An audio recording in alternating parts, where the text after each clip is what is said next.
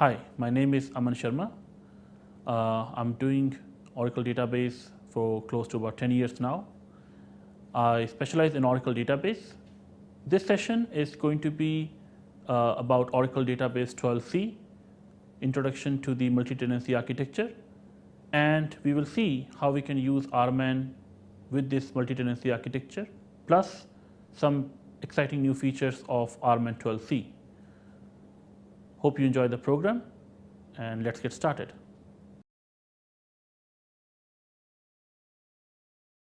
In this session, we will see at 12c multi-tenant architecture, which is a new release architecture from database release 12.1.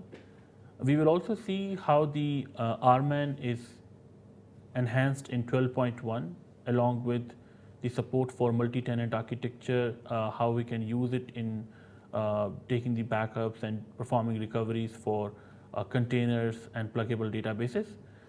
Plus, we will see some new features of Rman like enhanced support for the SQL statements, how we can use Rman for performing a table mode recovery, and also an enhancement of Rman to be used in the backup of database and in the backup of data files using the multi-section clause.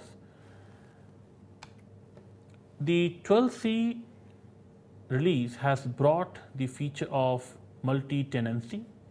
The multi-tenant architecture is probably the biggest change which has come in the Oracle database release since last many of the releases.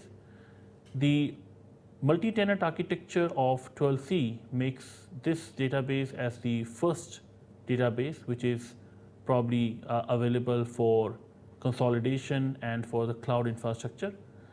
In 12c, the concept of containers and pluggable databases within the containers has been introduced, and this feature makes the resource usage, makes the memory usage, storage usage to a much better level in terms of comparison of the previous releases that we had. Using cloud control, using SQL Developer GUI tools, the management, the administration of containers and pluggables also will be much easier to be done.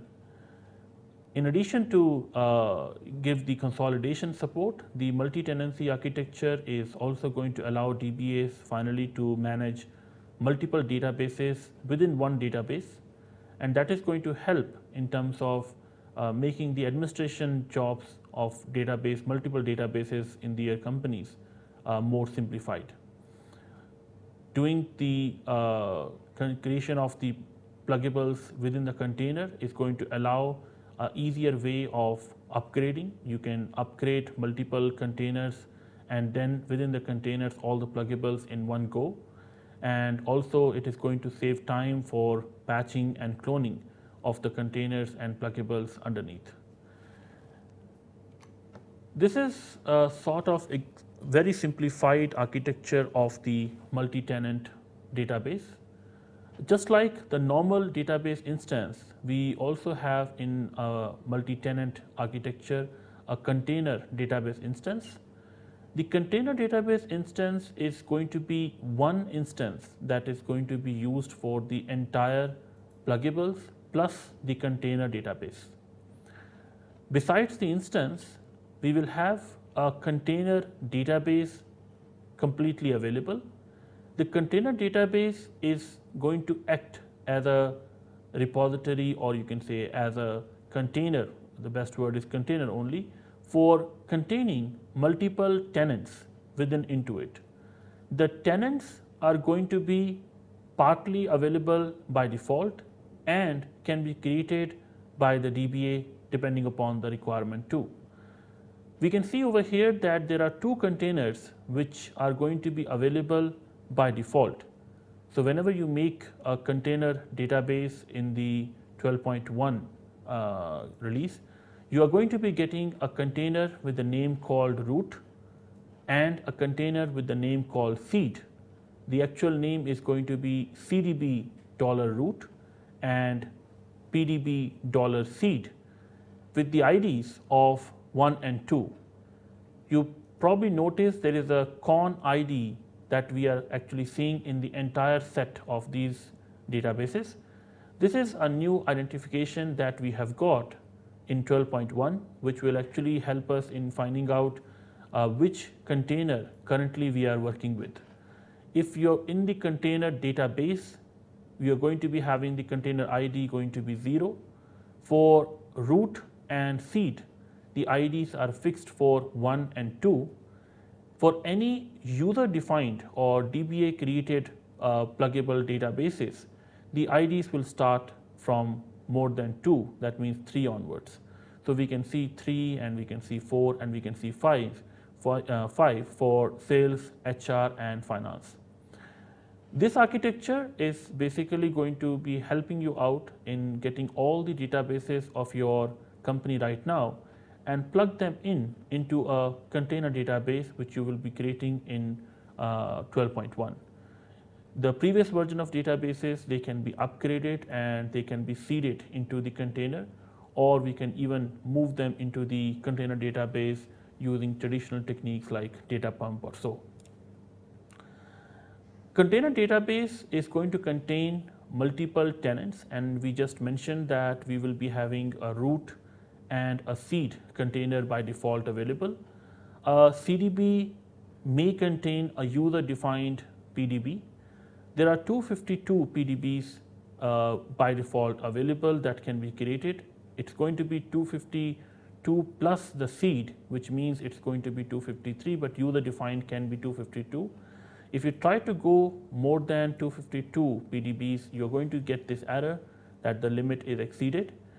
One PDB is going to be allowed for free. For more than that, you are going to be requiring to get the license involved.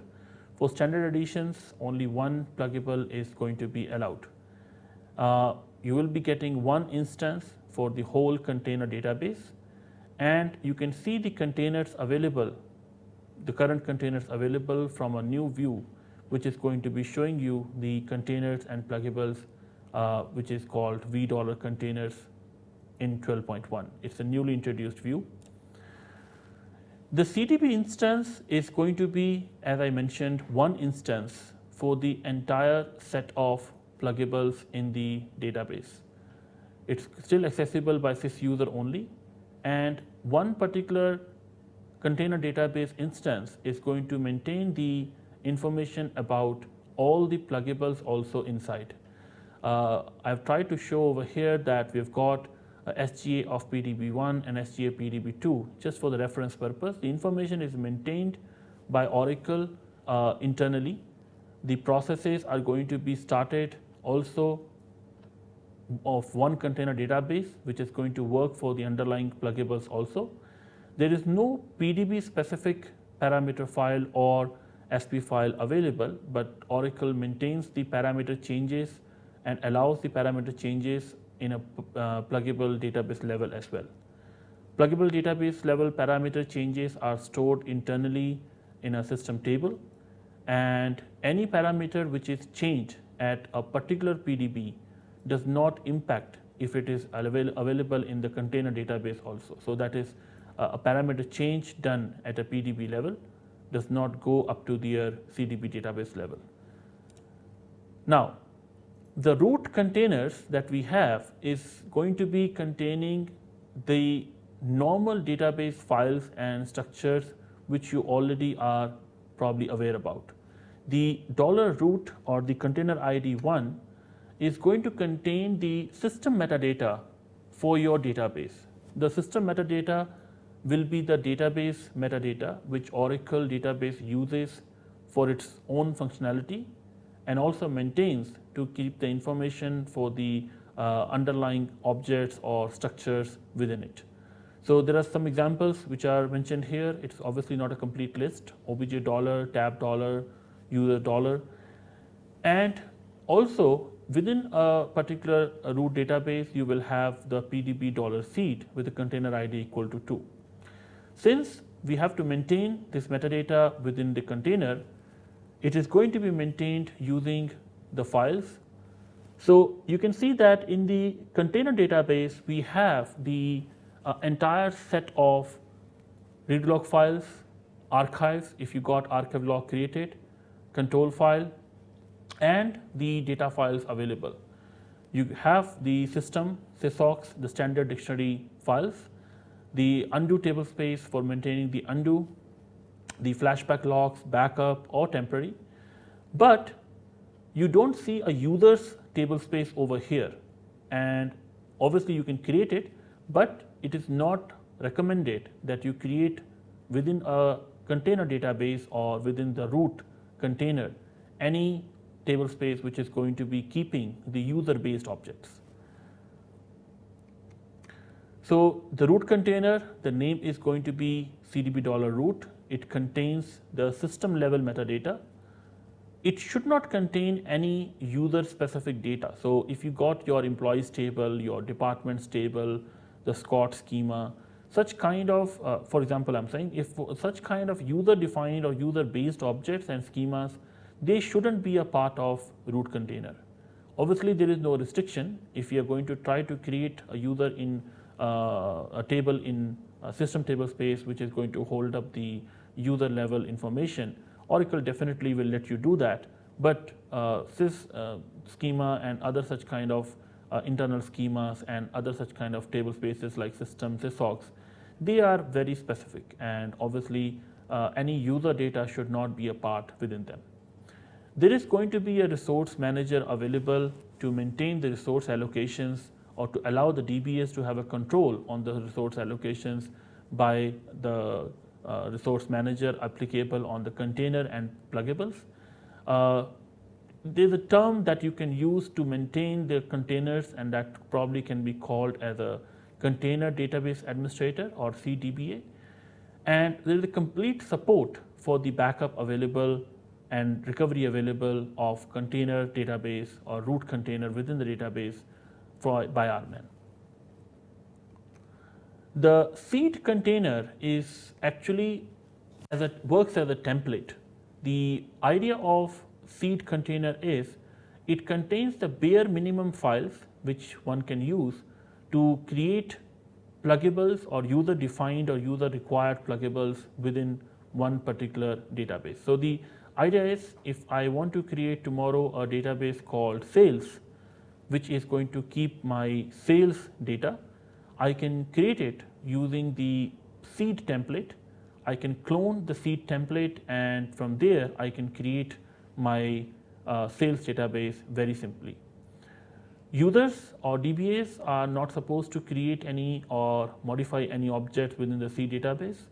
The default name of this is going to be $seed, and within one container database only one seed is going to be there. Obviously one seed is what we need. We don't need more than one seed because it is just a template. And like the container database root container, the backup support or recovery support is completely available by Rman even for the seed. So we have understood what is in the container, we have understood what is in the seed. So now we can create the pluggable databases inside. So this is a kind of example where we have the $, and the sales database that we have created, and also we got a $, seed. The information which is of metadata maintained within the container's root container is going to be accessed by the pluggable database using metadata links or DB links, which are going to be accessing the information from the container database and giving it to the pluggable database. You can see that in a pluggable database, I've got user defined objects like customers and country available, which are user data, and there is a resource manager which I can have both for my container as well as for my pluggable database. There is no read log which is going to be available specifically for a pluggable, because read logs are going to be on available on the container database level. That is why any particular kind of data guard creation, if you want to do, that is going to be available on the container level but not on the pluggable level. Similarly for the flashback, the complete flashback of the container database only is allowed at the moment, and pluggable database based flashback is not yet available. Only you can do it for the container, for the simple reason only the container contains the redo log file. It can be put into the archive log mode, so you can have the archive log files available also for the same, and you can take the backups can be available to you, and you can perform the database functions as it is. There are few more changes which are going to be there in terms of a management of pluggable and containers. The containers contain users which are going to be called local users. The local users are going to be the users which are going to be available only to the container. You can create some common users. The common users are going to be those users which are going to be available across the containers, that means pluggables and the container database. The user in terms of a pluggable is going to be remaining within the pluggable. Even if you have 10 pluggable databases, each pluggable database can have its own user, which probably would be same across all 10, but still will be specific to that particular pluggable database only. So a pluggable container can contain local users which are specific to that pluggable, and obviously pluggable databases are created and named by their creator, would be the DBA. Each pluggable is going to be containing its own resource manager for managing the resources within that pluggable only. A pluggable can be managed by a PDB DBA, which can be called as a PDBA. Doesn't really matter much, but still it's going to be there. And you can see the current pluggables available in your database by a new view, which is $PDBS. So let's see a quick look to check whether we have any such view available in our database or not. So I'm connecting to my database. Now to check whether you are in a container of root or something else, just like we can do show user, we can do over here show con ID. And I can confirm from this that I'm actually right now in the container ID 1, which means I'm in the root container. Now either I can go into my pluggable by saying alter session set container clause, and I can mention here the name of the pluggable. If I do that, I will be getting the container ID 3, which means I am in the current container, or I can connect to my container database as a normal database, but for doing so you need to have the TNS service for the pluggable already available to you. You cannot give connect slash or connect slash sysdba for pluggable. If you try to do that, Oracle will not actually let you get connected to that pluggable, but probably will get you connected to the container itself again. So again, you can check whether you are in the container ID 3 or which one. So you are in the container ID 3, which means you are in the pluggable. Now within the pluggable, if I want to make a user, for example, I want to make a user called test, I can do it very simply by whatever username and password that I want to give. But if I try to do the same thing in my container, it is not going to be allowed, because in container we can create a common user, and that common user that we are going to create must be appended with C ## test and the password that we want to give. But this user container is a common user that we are going to be creating. The C ## is fixed, you cannot change it. So in terms of making a user in a pluggable database, do ensure either you're going to be connected with that container by the alter session set command, set container command, or you're connected to that particular pluggable database directly. Now we wanted to check the views information, that which view we can use to see the information about the pluggables, and that is available to us in the new view $PDBS. So you can see that we have got the container ID also over here, right? A database ID, a unique ID for the container, and a creation ID is also going to be there, that is GUID. Plus, we can see the name and we can see the open mode for the pluggables that we have got. So at the moment, we have got two pluggables which we have. One is the PDB $seed, which is a default one available only in the read-only mode, and PDB $1_1, which is a user-defined pluggable that we have created, available to us in a read-write mode. To make it stopped, we can say PDB $1_1 close. Sorry.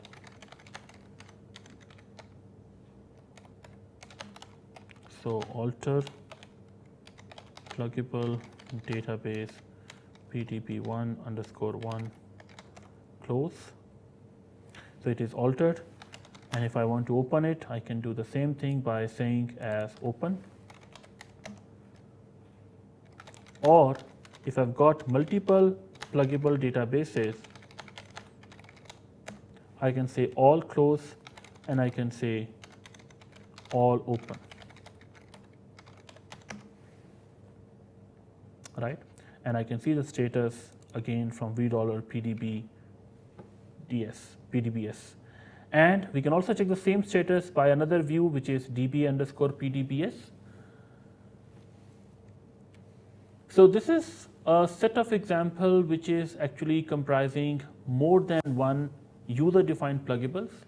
You can see that there is a DB link which is available between the sales and HR pluggable database. This means if you want to query something which is available in another pluggable database contained within your container, it can be accessed very quickly because it is available in the same database and it is going to be using the same instance shared by both. So the interaction is going to be very fast, and each container database, each pluggable database is accessed by its own application. So there is an HR application which is accessing the HR database, there is a sales application which is accessing the sales database, and we got a container database available to us, within which we got two containers and multiple instance informations available in the CDB instance. So since we have understood now what is the multi-tenancy architecture all about, we can use the same in Rman for performing the backups and recoveries for the underlying structures like containers or pluggables. So Rman is available to us to work in all the particular environments of 12.1, whether you have a container or a non-container database. If you have a container database for the user-defined pluggables, for the container database, or for the root database container or seed database container, all of them can be actually managed, backed up, and recovered using Rman. So this is some set of examples which we have in managing the backups for the container database in 12.1. Let me try to show you them from the session. So I am in my database at the moment con ID 1. So I'm going to disconnect and I'm going to connect to my database Rman. So you can see that the clause is still the same, Rman target /, and I can issue a backup. First of all, we'll try to do a backup for the pluggable database CDB $root.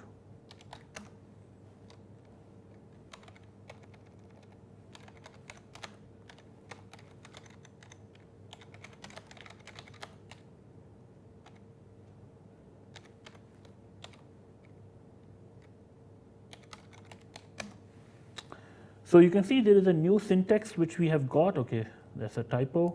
We've got a new syntax which is backup pluggable database, And this backup pluggable database is basically going to be doing the backups of the pluggables that we have got in the container. So currently we are doing the backup of the $root, which is the root container that we have got. 4 channels, they are actually non-default 4 channels. I have actually changed the default parallelism from 1 to 4. There is one interesting change which has come, which I will show you just in a minute. So the backup is complete. Now you can notice that the control file and SP file backup is done automatically. Now if you check over here, in the previous versions the control file auto backup was actually mentioned as false, but from Rman 12c the control file auto backup is by default set to on. Very interesting feature, a very good enhancement, probably not something which is very groundbreaking, but many DBAs do forget to actually mention this particular attribute as to be on, and then at time of recovery it creates an issue. So 12c onwards the control file auto backup is on by default, and that is the reason that this particular backup command did the control file and SP file backup out of the box. So we have done the backup. Now we do the backup of another pluggable database, which is our seed. So pdb $seed. Again, the seed database is going to contain very few set of files, only for sysocs system, and there is going to be a temp. So depending upon the size that you have got for this, it's going to be very quick.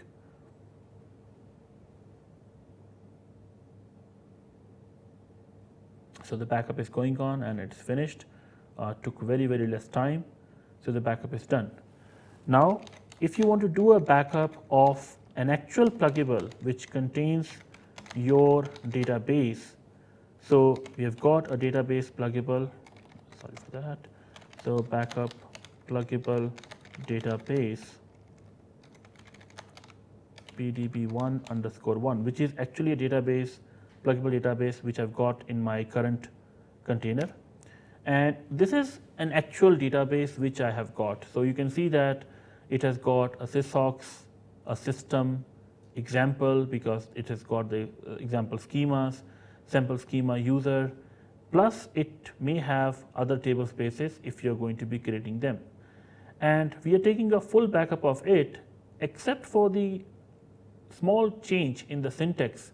There is not much change that we have got in the particular pluggable database as such. So the backup is complete for the pluggable database. Now we can do one thing, that we can create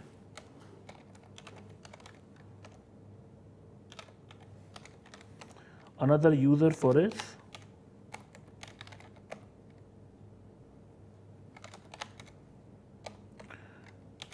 Okay, not the user, it is a table space. So I will be creating a table space in my pluggable environment.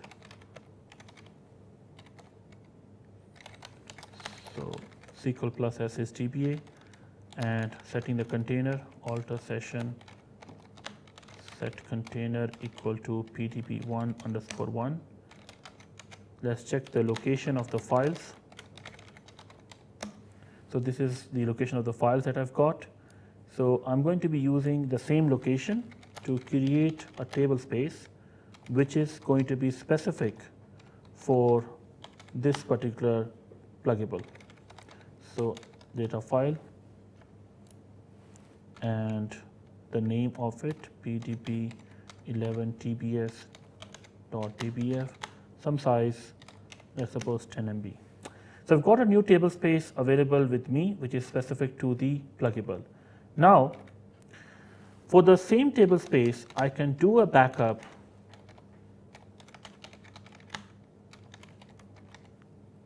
by mentioning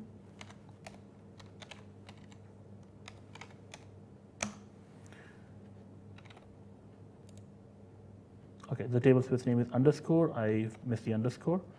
So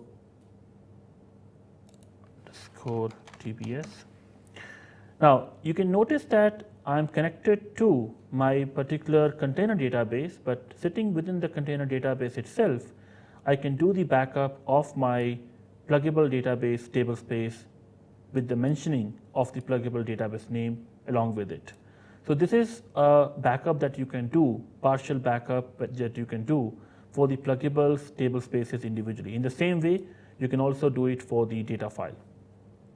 Now, let's get back to the slide. So that's what we have got over here: backup tablespace, a tablespace name, pluggable name, tablespace name. We can do the pluggable database root. We can do it for a particular pluggable, and obviously we can do the database of the entire container, which is going to do the backup for the entire underlying container databases, pluggable databases. Now, for the recovery also, the commands are going to include the recover statement with the pluggable keyword. So let's try to remove this particular tablespace file and try to do the recovery of it. So this is what the file that we have got.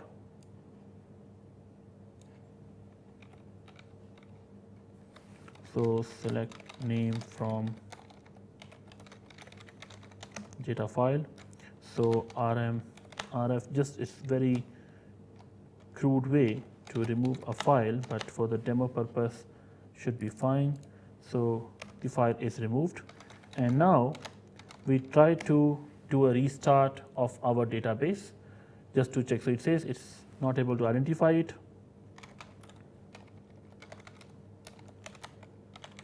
So I'm going to do a shut abort. So the database is closed.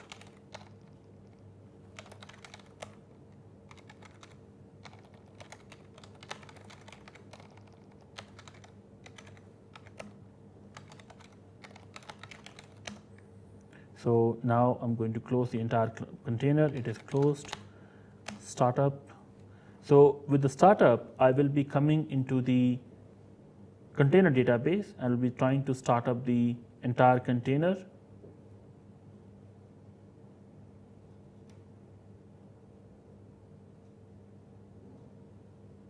You can notice that Oracle gave me an error for the pluggable right away, that I got a file missing over here.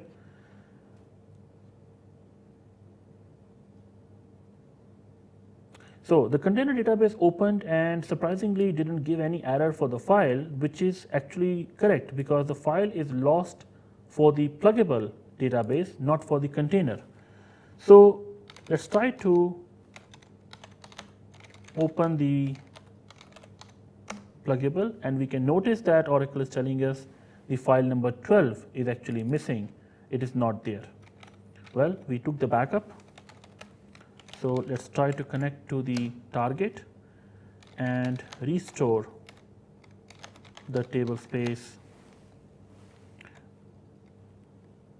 pdp1_1 colon pdp11_tbs.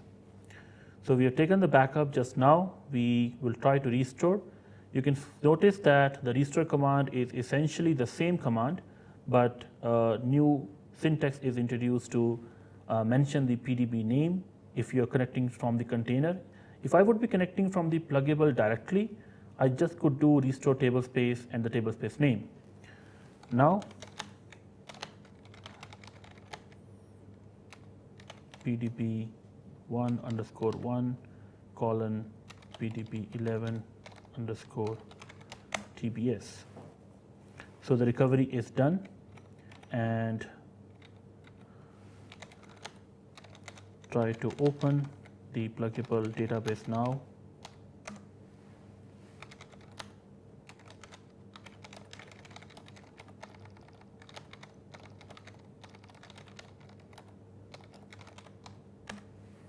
So finally, my database is open. I can confirm it by con ID and name from $PDBS. So my database is shown to me. So this is the recovery command for the 12C Rman. So essentially the same set of things, not really very different. There is one particular thing which has bugged the DBAs quite a lot, that when a table gets dropped, how to get the recovery done of that particular drop table. Some techniques were there in the before. We could do a table space point-in-time recovery. We could do a database point-in-time recovery. We can do a recycle bin based recovery, which is simply getting the table back from recycle bin. Or if a table is not dropped but it is logically corrupted, like a data is gone or some issue is there for the user content of the table, we could use the flashback command. But each of these options has some of the troubles, like if you do a table space point-in-time recovery, you possibly will do the rollback of the entire table space. A database point-in-time recovery will do it for the whole database. Maybe the user has not used recycle bin. The table has gone into the recycle bin. Table has not gone into the recycle bin at all because user gave the purge command. And also for the flashback, maybe the table got structurally modified, so we cannot use the flashback table also for the tables recovery. For all these options, 12c Rman has got a table mode recovery. Now the table mode recovery is essentially the same thing which you would be doing also as in terms of getting the table recovered by creating an auxiliary database and getting the recovery done over there, and then bringing the table back and importing it into your source database. But the table recover command is going to make the whole process purely automatic. That means you do not need to do anything. You need to just find a good backup. Database obviously should be in the archive log mode and read write mode, and you are going to just give the recover table command and Oracle will handle everything.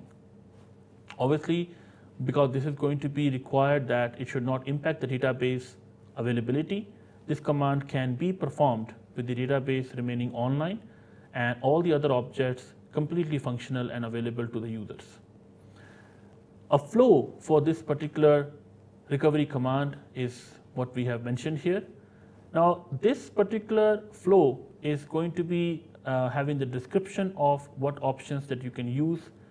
You're going to be starting by giving the recover command along with whatever options that you want. Recover command will try to locate the appropriate backup, and auxiliary instance will be created at the location that you have defined. Oracle is going to perform the backups at the auxiliary location. It is going to be automatically creating an export file. Import of the recovered table is going to be done. You can actually skip if you don't want to do this. Auxiliary instance will be removed.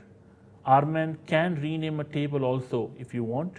And finally, the table recovery will be completed.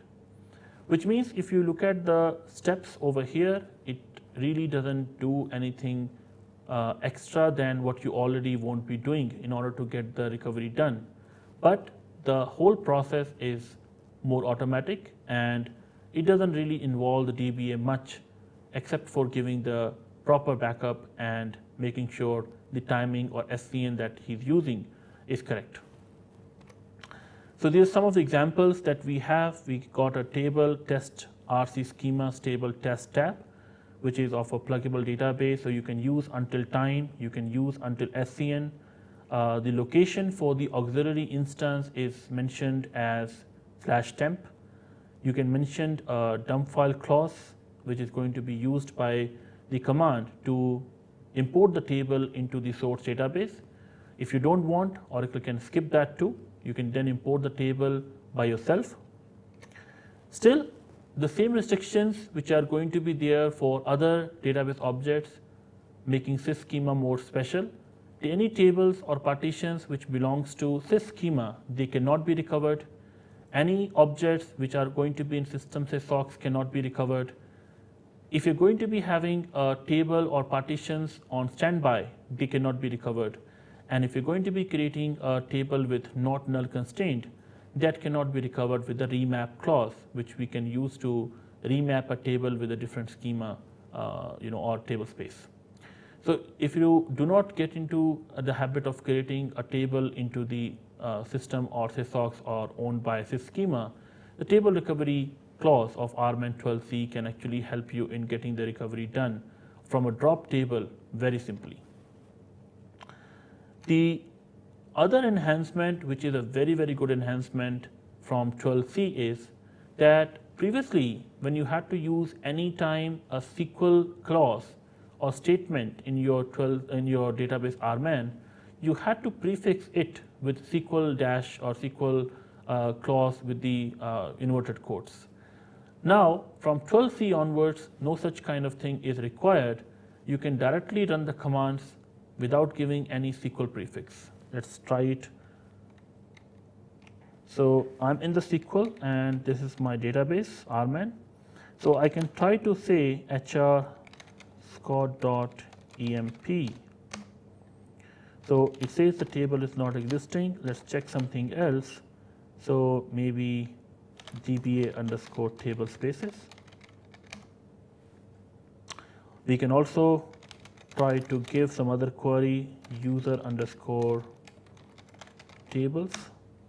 So you can see that the clause is going on, right? And you can try to do a shutdown of this database provided you're connecting to it using the sysdba role, which I'm connected right now.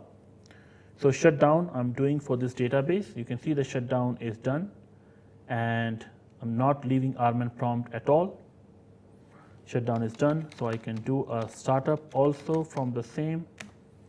So we are trying to start up the database, and you can notice that I'm doing every command from the Rman itself. Very, very enhanced good thing in 12c Rman.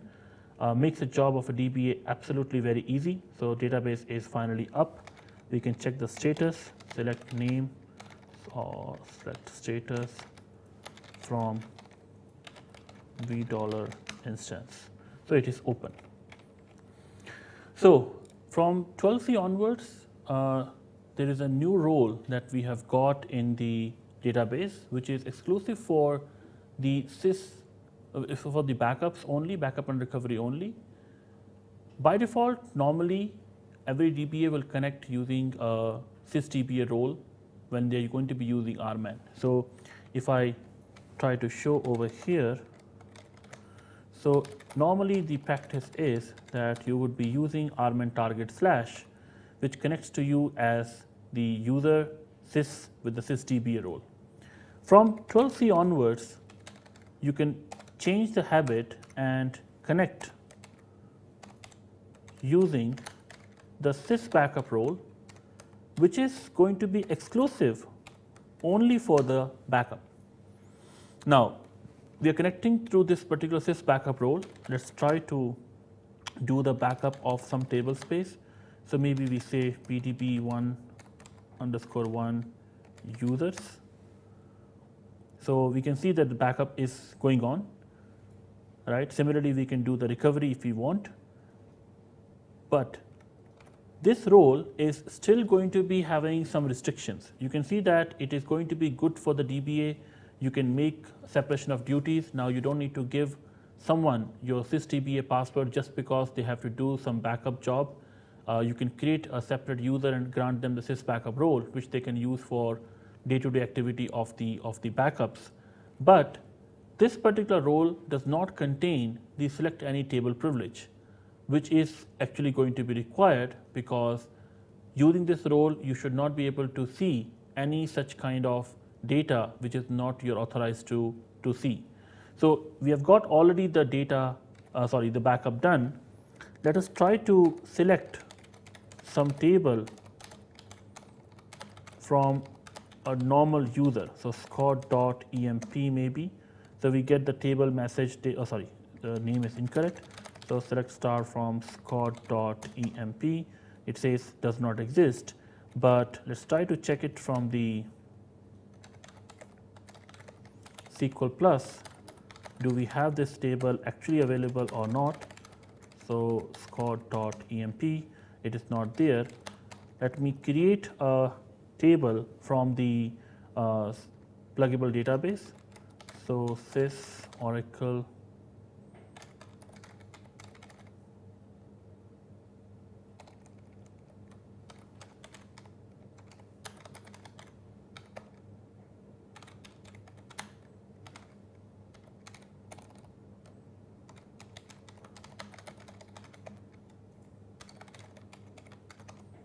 Right, so we are in this user now.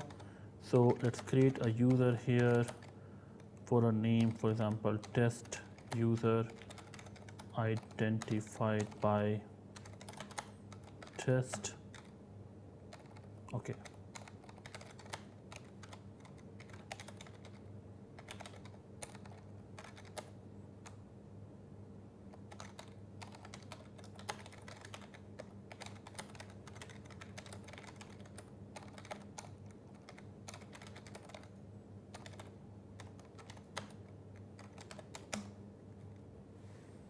So it is altered. Let's try to connect again. So my database and the password for it connected. We create a user, created, grant this user a normal privilege, or let's give it the DBA privilege anyways, doesn't really matter, and create a user table from this user T or AMP underscore C with employee name varchar to 10. Just putting one column into it just for the sake of demo. So put the name here Aman and commit. Now let's try to enter into the sysdba and try to see, can we see this particular user or this container alter select username from db underscore users where username equal to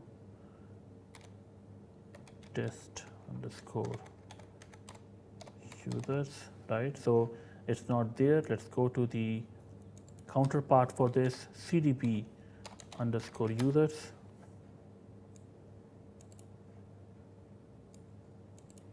Right, so we got, because it's a container user, it's there in the cdb users view, which is again a new view available to us. And if we try to query this particular users table test underscore users dot emp underscore c select star from test underscore users, but it's going to be within that.